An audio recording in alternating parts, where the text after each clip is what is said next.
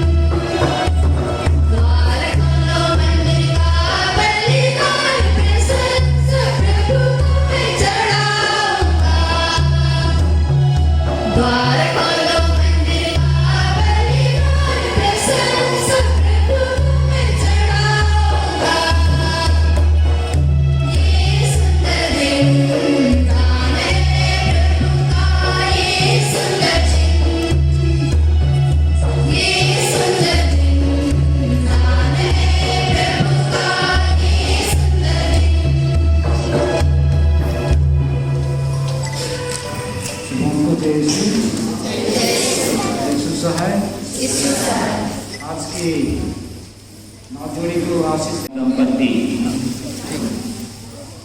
अनिल अनवर, उनके माता पिता आलोशियस लकड़ा और लुसिकिंडो, और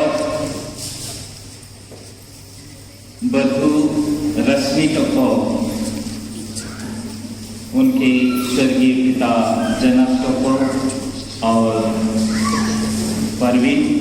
माता परवीन टप्पो के साथ यहाँ उपस्थित हर एक माता पिताएं, भाई बहनें, सभी रिश्तेदारों, आप सबको जय श्री।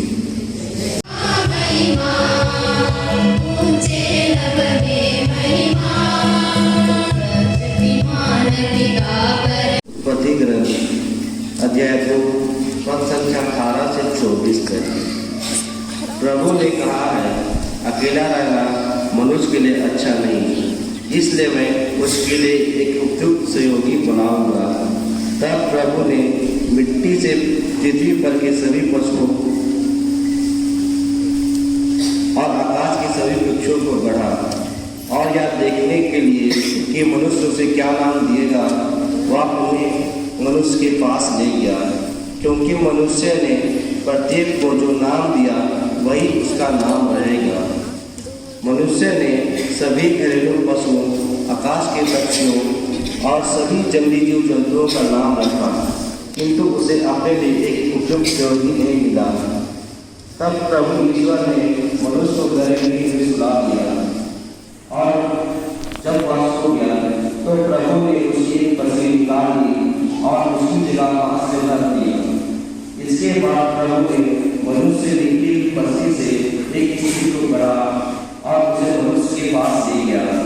इस पर मनुष्य बोल उठा, यह तो मेरी हड्डियों की हड्डी है और मेरी मांस का मांस, इसका नाम नानी होगा, क्योंकि यह हृदय से निकाली गई है।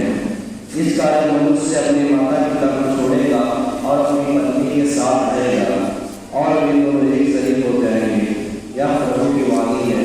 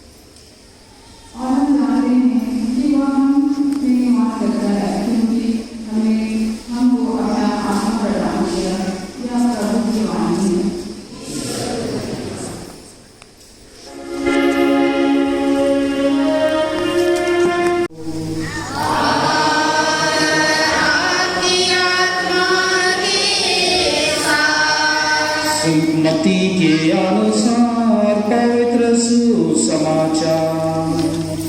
हे प्रभु तेरी महिमा हो।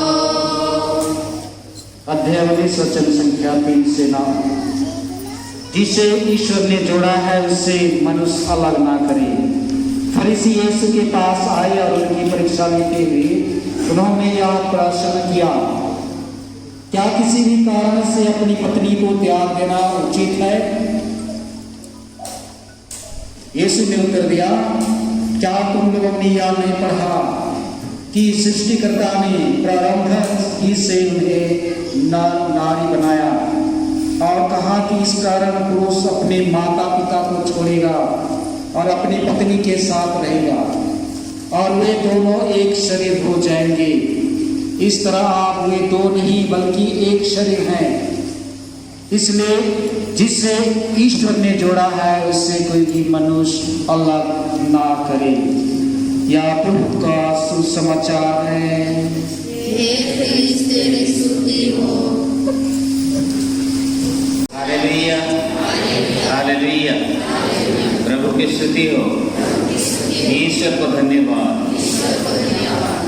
प्यारे भाई और बहनों, माता पिताओं, बच्चों, आज सचमुच में बहुत खुशी और आनंद का विषय है, विशेष रूप से हमारे इस लोहरदगा पल्ली के लिए, क्योंकि इस पल्ली में एक नवदंपति जुड़ने जा रही है। एक नया नवदंपति इस पल्ली में जुड़ने जा रही है विवाह संस्कार के द्वारा, जिसके द्वारा इस पल्ली में एक परिवार गठन होगा। इस पल्ली में परिवार के सदस्य, जिम्मेदार माता पिता बनने के लिए अधिकार मिलेगा। और यही है जो कि विवाह संस्कार के द्वारा ही पूर्ण होता है। जिस प्रकार हमने पहला पाठ सुना कि प्रभु की योजना, और हम सब जानते हैं किस प्रकार प्रभु ने अपनी योजना को पूर्ण करते हैं। आदम और हेवा के बारे में और उनके जीवन में क्या क्या होता है हम सब कुछ जानते हैं। लेकिन सबसे बहुत बड़ी बात यह है कि विवाह कोई खेल कूद नहीं है, कोई मजाक नहीं है या कोई टैलेंट नहीं है, बल्कि विवाह क्या है? क्या जानते हैं विवाह? विवाह संस्कार। हाँ, हालेलुया, हालेलुया। विवाह एक संस्कार है, विवाह एक पवित्र बंधन है, जो कि विशेष रूप से कैथोलिक लोगों के लिए, हम सब के लिए 7 संस्कार में से एक प्रमुख संस्कार और विवाह संस्कार 7 संस्कार में से एक है। और आज हम इस पवित्र बलि वेदी के सम्मुख क्यों आए हैं? ये पवित्र संस्कार पवित्र बलि वेदी के सम्मुख क्यों दिया जाता है? क्योंकि ये पवित्र संस्कार है। पवित्र बलि वेदी में प्रभु यीशु मसीह स्वयं को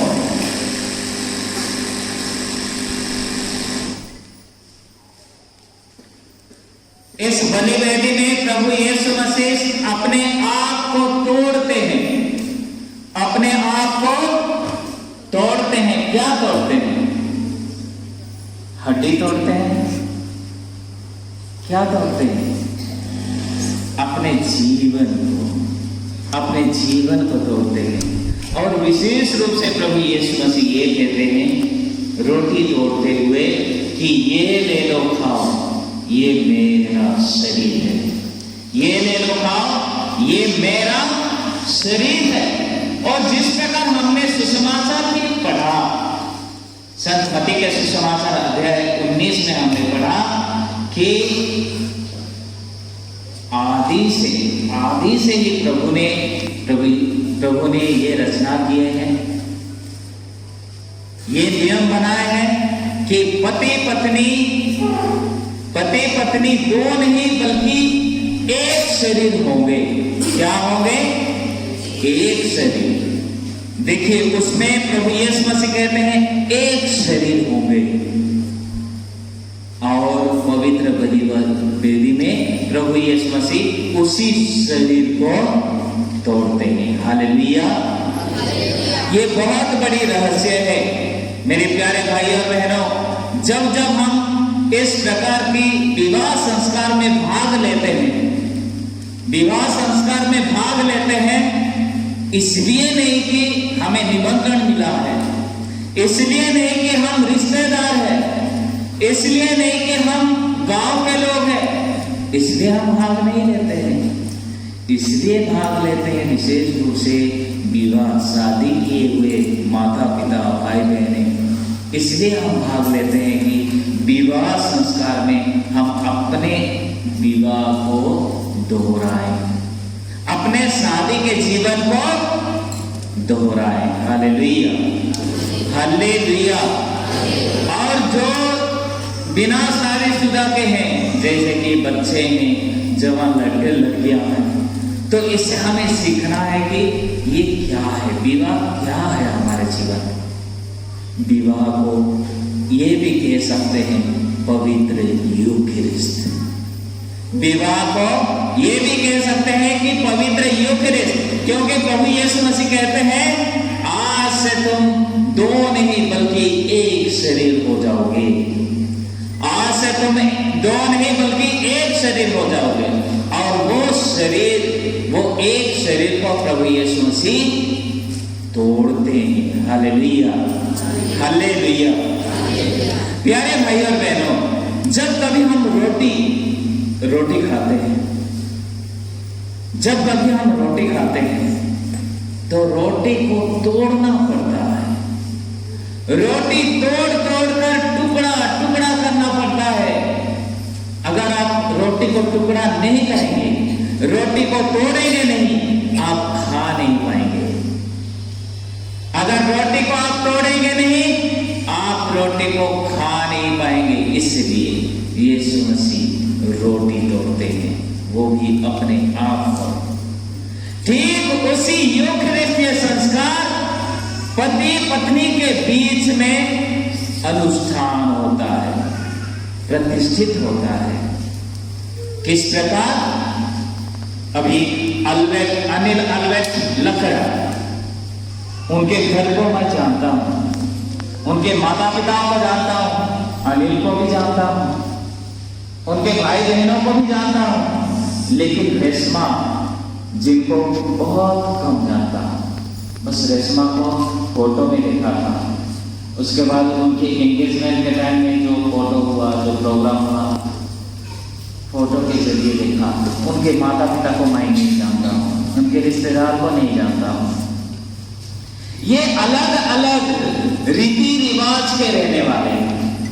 ये अलग अलग रीति रिवाज हो सकता है, रेशमा के खान पान अलग हो सकता है अल्बर्ट के खान पान अलग हो सकता है अल्बर्ट के रहन सहन अलग हो और रेशमा के परिवार उनके खानदान अलग हो। अलग क्यों? क्योंकि ये लोग लकड़ा है और रेशमा टोपो है, तो बहुत फर्क है। विवाह पवित्र संस्कार के द्वारा ये दोनों पति पत्नी के बंधन में एक होकर आज से दो नहीं बल्कि एक होने जा रहे हैं। और ये एक शरीर को विवाह संस्कार ये अधिकार देता है कि ये लोग उस पके रोटी के समान बन जाएंगे, उस पके रोटी के समान बन जाएंगे। अभी तक तो गेहूं के दाना के बराबर थे, गेहूं के दाने के बराबर थे, लेकिन शादी संस्कार के बाद, विवाह संस्कार के बाद ये पके रोटी बन जाएंगे, जिस रोटी को तोड़ना होगा। और जब आप तोड़ेंगे आपको दर्द होगा, जब आप तोड़ेंगे आपको परेशान होगी, जब आप अपने आप को तोड़ेंगे आपको बहुत कुछ इस संसार के दुख दर्द तकलीफ को सहना पड़ेगा। इसलिए प्रभु अपने आप को तोड़कर हम सबको शिक्षा देते हैं, जब तक तुम तोड़ोगे नहीं तब तक तुमको खाया नहीं जाएगा।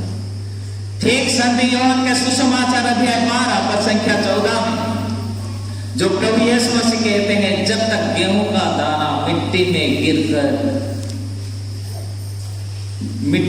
गिरकर नष्ट नहीं होता है, यानी अपने आप का अपने रूप रंग को बदलता नहीं है, तब तक वो फल नहीं देता है। जब तक गेहूं का दाना मिट्टी में नहीं गिरता वो गेहूं प्रचुर मात्रा से फल नहीं देता। ठीक उसी प्रकार एक दंपति एक शरीर, और हमने सुना केवल शरीर, एक शरीर होने के लिए प्रभु कहते हैं। और शरीर में क्या क्या चीज निहित है, इस शरीर में क्या क्या चीज निहित है? विशेष रूप से हमारी आत्मा इस मिट्टी के शरीर में है। हमारा मन, हमारा प्राण, हमारा सोच विचार, सब कुछ इस शरीर में निहित है। एक शरीर होने का मतलब यह है कि हमारा मन भी एक होना है, हमारा सोच विचार भी एक होना है। बहुत सारी बार ऐसे होता है कि नहीं, मैं पति हूं, पति यानी सबसे बड़ा। कभी कभी पत्नी सोचती है नहीं, मैं पत्नी हूं यानी इस घर की मालकी, सबके ऊपर राज करूंगी। इस प्रकार की भावना नहीं। बहुत सारी बार ऐसा होता है पति कुछ सोचता है परिवार के लिए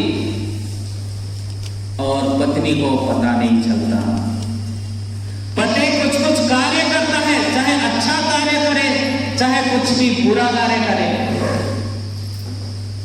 पति अपने मन मर्जी से करते जाता है, जबकि पत्नी को बिल्कुल पता ही नहीं। कभी कभी पत्नी अपने मर्जी से कुछ भी कर लेती है, बाद में पता चलता है पति को कि ये बात तो मुझे मालूम नहीं। इसका मतलब ये है अगर वे लोग पति पत्नी हैं मगर उनका शरीर तो एक है लेकिन मन अभी तक एक नहीं हुआ, उनके विचार एक नहीं हुआ, उनका हृदय एक नहीं हुआ। एक शरीर होने का मतलब प्यारे भाई और बहनों केवल शारीरिक रूप से नहीं, मानसिक रूप से, आध्यात्मिक रूप से, बुद्धि से, सोच विचार से, हर चीज से आपको एक होना पड़ेगा। एक दंपति हर परिस्थिति में एक होता है। Hallelujah, hallelujah, hallelujah. और परिवार में हम हमेशा ये सुनते हैं कि प्यार सबसे बड़ी चीज होती है। एक परिवार में प्यार ही वो एक साधन है जो कि दो शरीर को एक शरीर करता है। प्यार ही वो एक गुण है, एक माध्यम है जो कि दो मन को एक मन करता है, दो हृदय को एक हृदय करता है, दो परिवार को एक परिवार करता है। और प्यार बहुत सारे प्रकार, विशेष रूप से चार प्रकार, उन चार प्रकार में से सबसे बड़ा प्यार है आगापे। चार प्रकार प्यार बोले तो माता पिता का प्यार, माता पिता के प्यार, बच्चों के प्रति प्यार, या पति पत्नी का प्यार, या कोई गर्लफ्रेंड बॉयफ्रेंड का प्यार।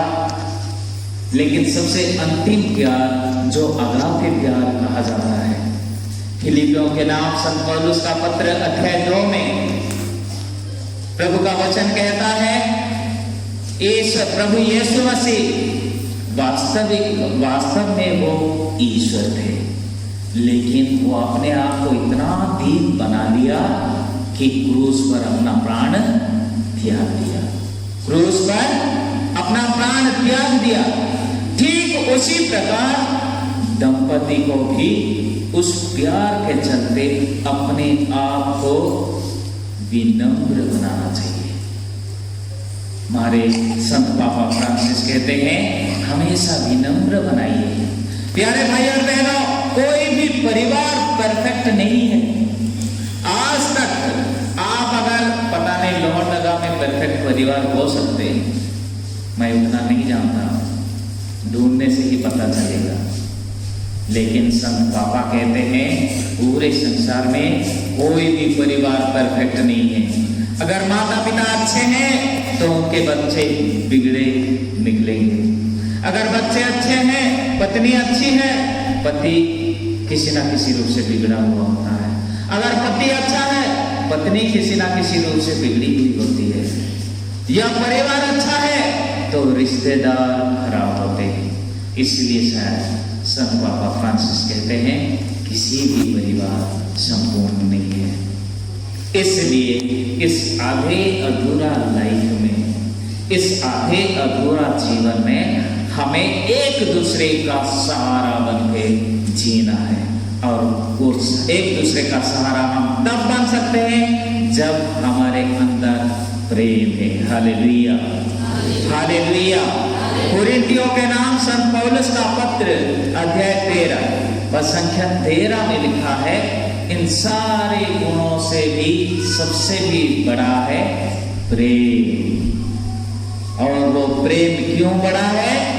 वो प्रेम इसलिए बड़ा है कि प्रेम कभी भी ईर्ष्या नहीं करता है, प्रेम कभी भी गुस्सा नहीं करता है, प्रेम कभी भी किसी का बदला नहीं लेता है। प्रेम सब कुछ को ढांक देता है। क्या करता है?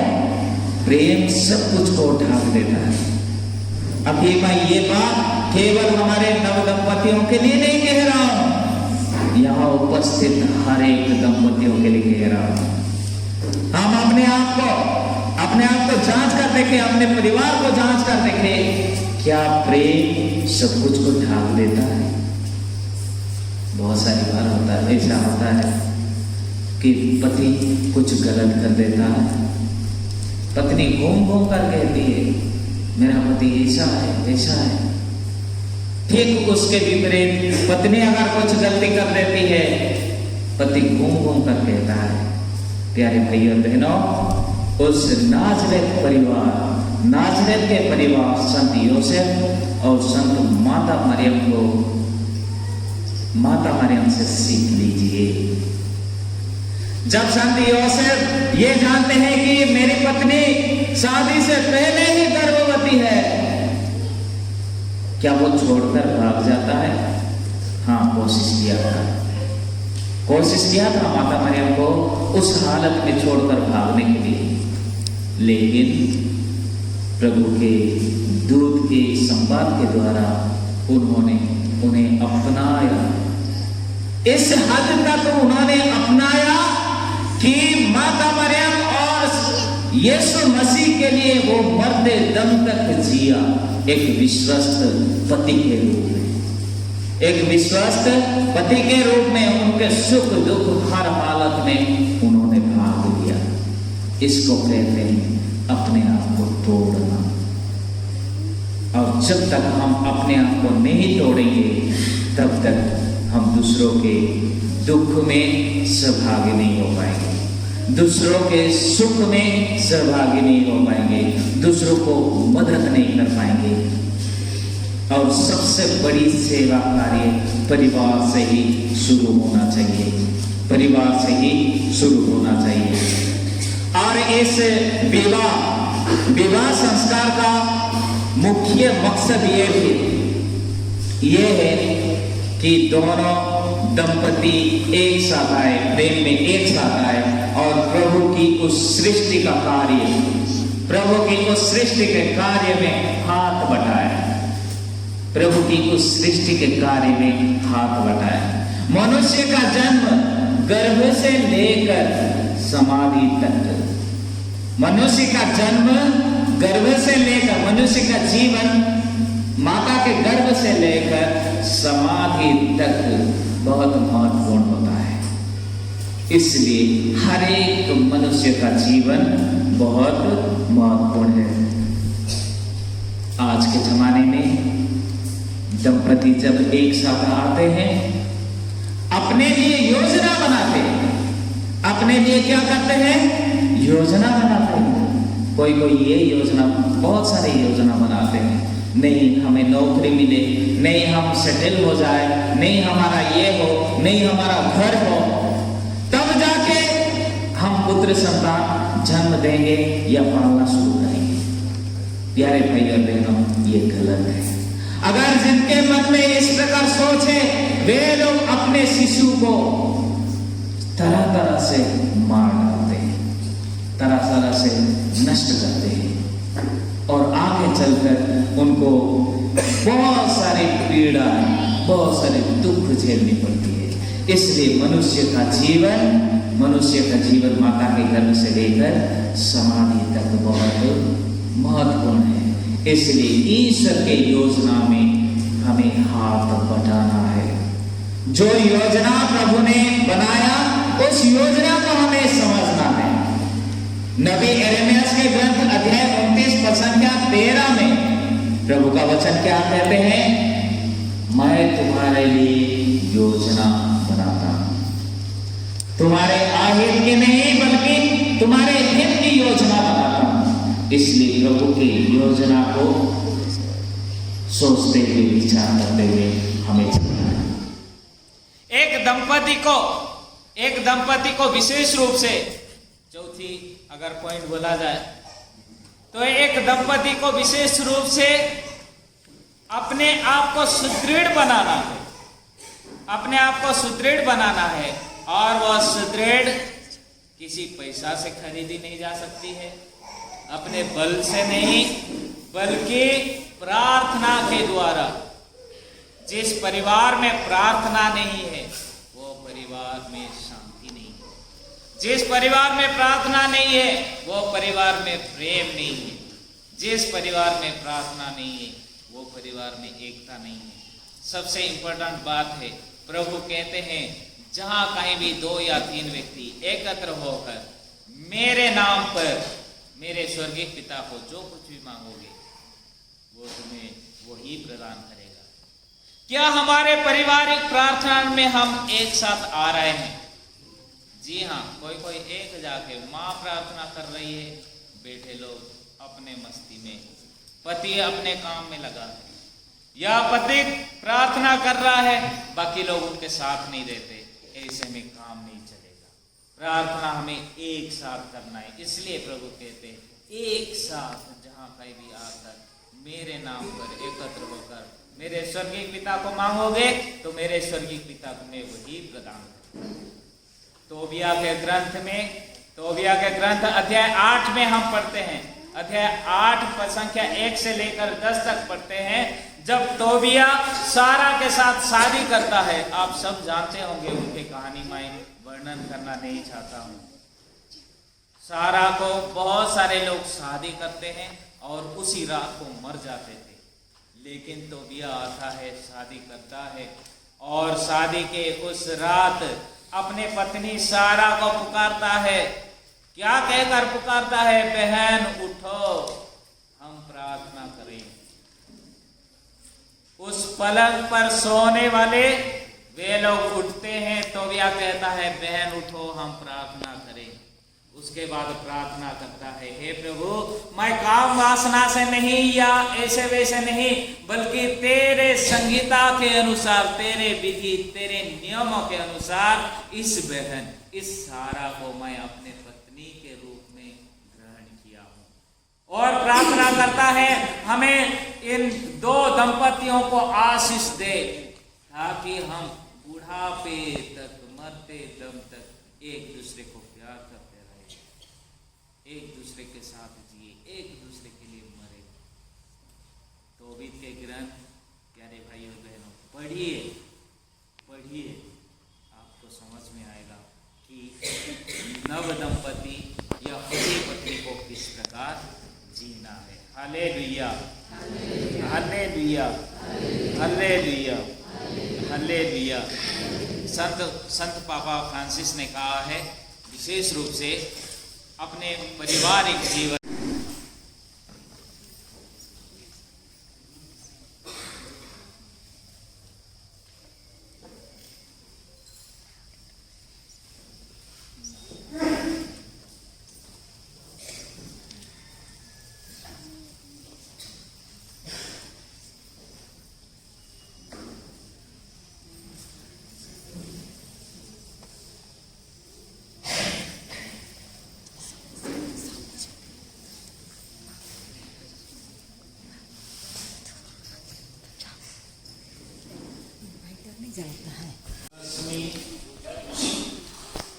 आप लोगों ने ईश्वर का वचन सुना है।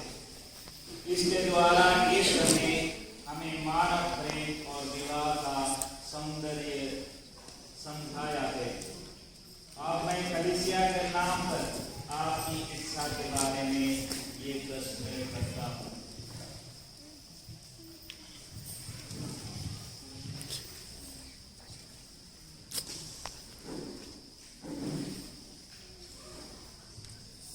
हे अल्बेट और रश्मि, क्या आपने बिना दबाव के और राजा खुशी से विवाह करने का पक्का विचार कर लिया है?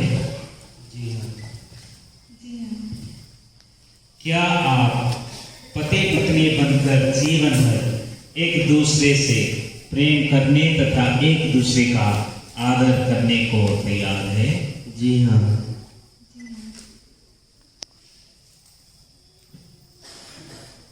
क्या आप ईश्वर के हाथ से संतान को वरदान समझकर प्रेम पूर्वक ग्रहण करने तथा ख्रिस्त एवं कलीसिया के नियमों के अनुसार उसका पालन पोषण करने को तैयार है? जी हाँ।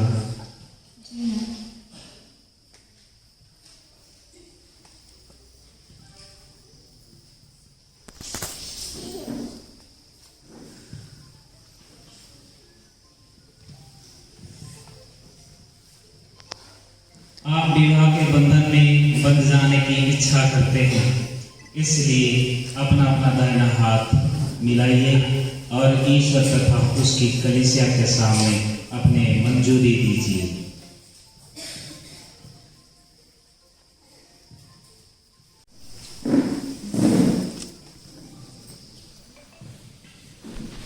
हे रश्मि को मैं अनिल रमन लगा आपको अपनी पत्नी मानता हूँ और यह करार करता हूँ कि जीवन भर दुख में और सुख में मैं आपका विश्वासी साथी बना रहूँगा, आपसे प्रेम करूँगा और आपका आदर करूँगा।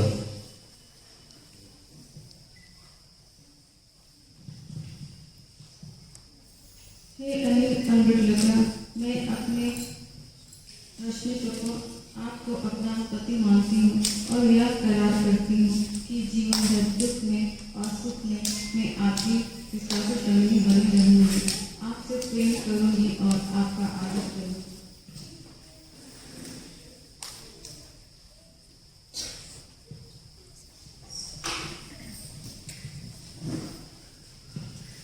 आपने कलीसिया के सामने करार किया है ईश्वरीय करार दृढ़ करने और आप पर अपनी आशीष बरसाने की कृपा करें। जिन्हें ईश्वर ने जोड़ा है उसे मनुष्य अलग ना करे।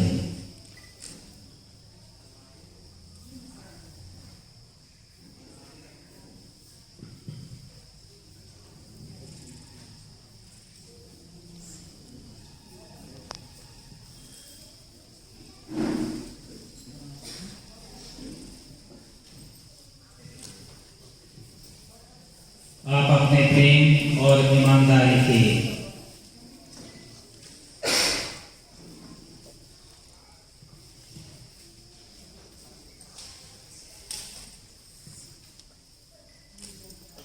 हे प्रभु, तेरे नाम पर हम इन अंगूठियों को आशीष देते हैं।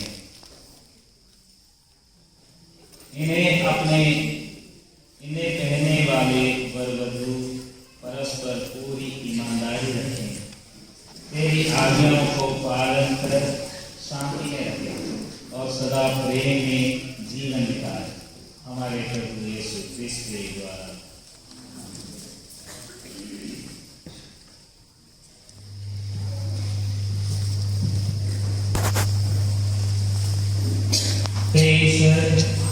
तेरे ही वचन से सब वस्तुएं पवित्र की जाती है। इस सिंदूर को अपनी आशीष प्रदान करें कि वरवधू तेरी इच्छा और पुरखों की परंपरा के अनुसार इसका प्रयोग करके तुझसे शरीर का स्वास्थ्य और आत्मा की सुरक्षा प्राप्त कर सके। हमारे प्रभु यीशु क्रिस्त के द्वारा।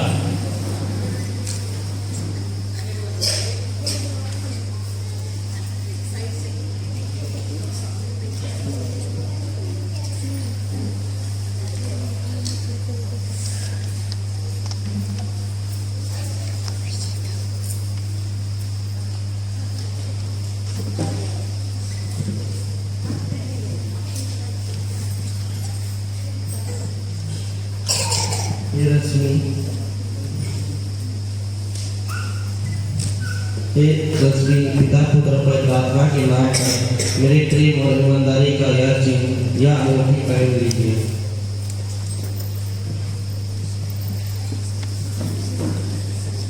हे अनिल अल्बर्ट लुथरा, पिता पुत्र और पवित्र आत्मा के नाम पर मेरे प्रेम और ईमानदार या चिन्ह या अंगूठी पहन लीजिए।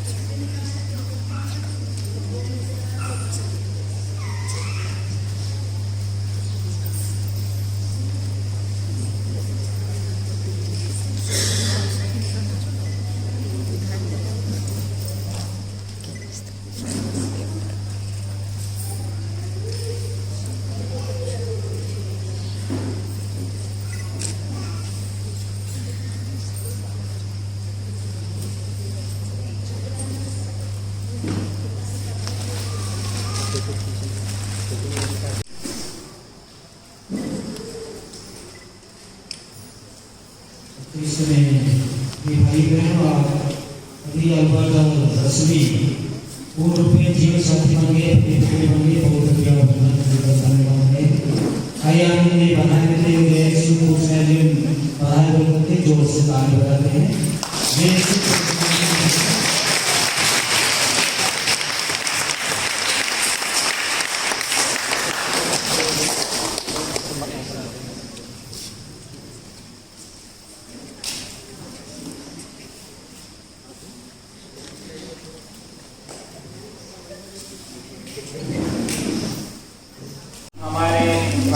बहनों अल्वेज और रश्मि पर, जिन्होंने अपनी पवित्र विवाह संस्कार ग्रहण किया है। ख्रिस्त के विश्वासी प्रतिदिन प्रेम और पवित्रता में उन्नति करें।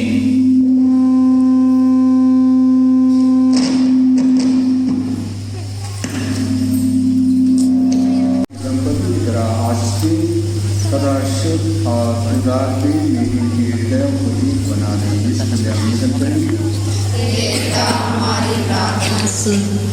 ये नवविवाहित अपने संतान में ईश्वर की आशीष का अनुभव करें तथा पारस्परिक सेवा द्वारा एक दूसरे की भलाई करने इसलिए निवेदन करें। हे पिता हमारी प्रार्थना सुन।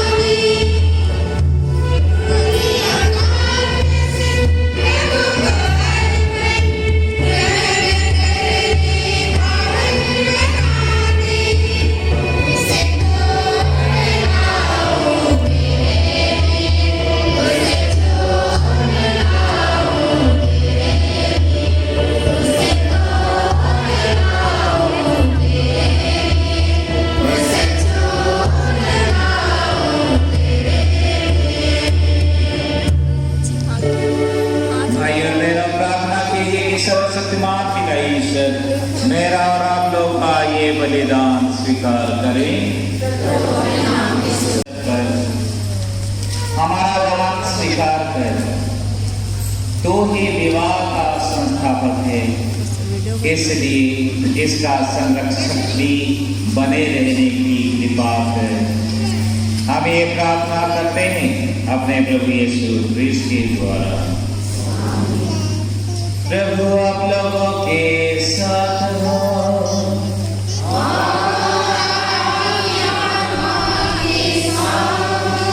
प्रभु में मन लगाइए।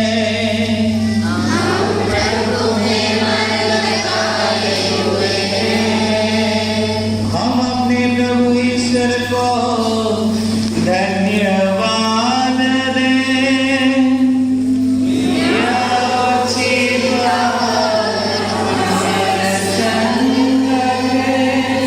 हे प्रभु पवित्र पिता सर्वशक्तिमान और शाश्वत ईश्वर, ये वास्तव में उचित और न्यायसंगत है, हमारा कर्तव्य तथा कल्याण है कि हम सदा सर्वत्र तुझे धन्यवाद दें।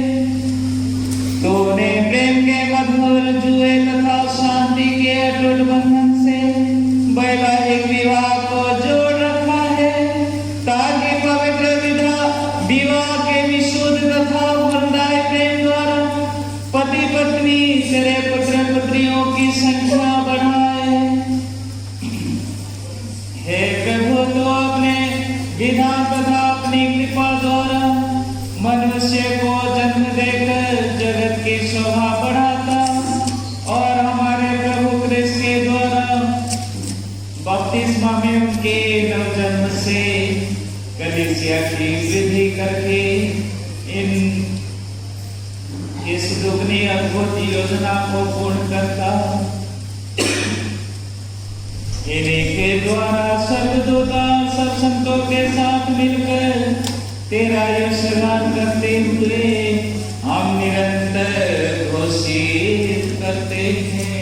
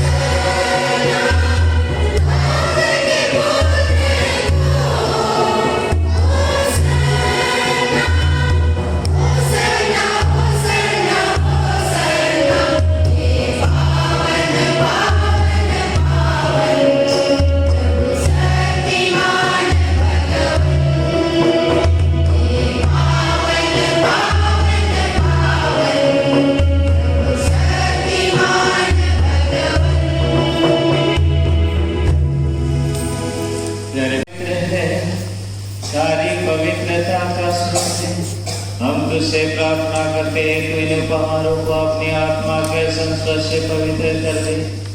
ये हमारे प्रभु यीशु ख्रिस्त के शरीर तथा रक्त बन जाए।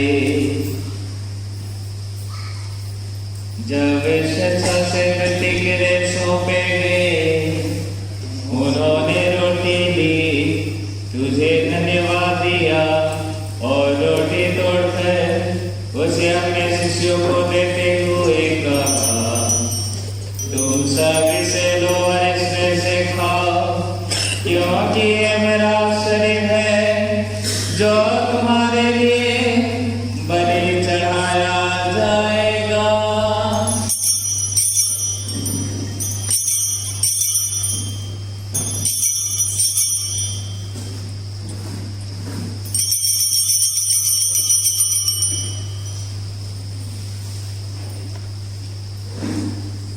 इसी भांति भोजन के बाद उन्होंने कटोरा दिया, तुझे धन्यवाद दिया और उसे अपने शिष्यों को देते हुए कहा, तुम सब इसे लो और इसमें से पियो, क्योंकि ये मेरे रक्त का कटोरा है, नवीन और अनंत व्यवस्था का रक्त, जो तुम्हारे और बहुतों के पापों की क्षमा के लिए बहाया जाएगा।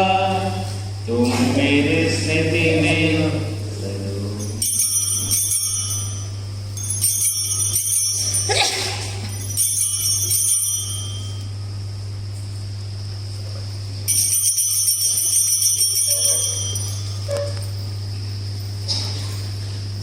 ये हमारे विश्वास का रहस्य है।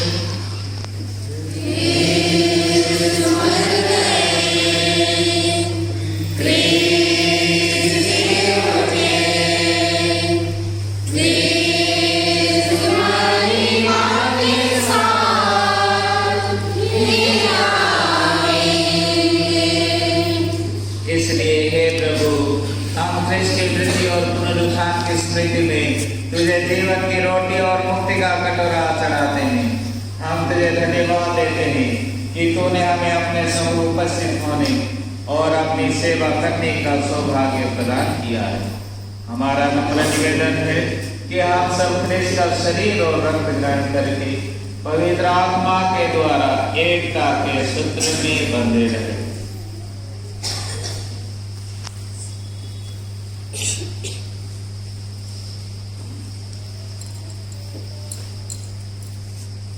हे प्रभु, हमारे संत पिता फ्रांसिस, हमारे महाधर्माध्यक्ष फेलिक्स, सहायक धर्माध्यक्ष थियोडोर मस्करिनस और सभी याजकों के साथ विश्व भर में फैली अपनी कलीसिया की सुधीरे तथा इसे प्रेम में सिद्ध बनाती।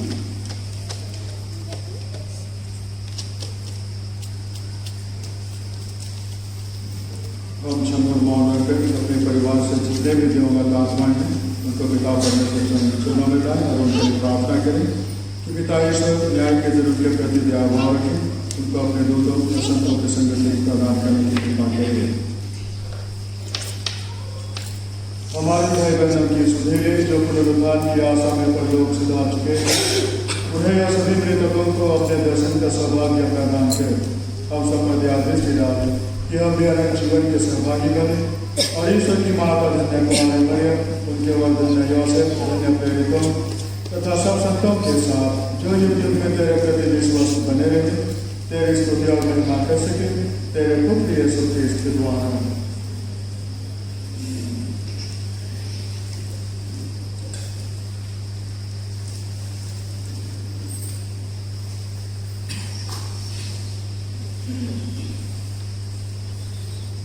आइए हम विश्व का एक साथ गुणगान करें। इन्हीं प्रभु ख्रिस्त के द्वारा, इन्हीं के साथ और इन्हीं में तेरे सर्वशक्तिमान पिता ईश्वर पवित्र आत्मा के साथ सब नवाज तथा सम्मान युगानुयुग तेरा ही है। आमीन।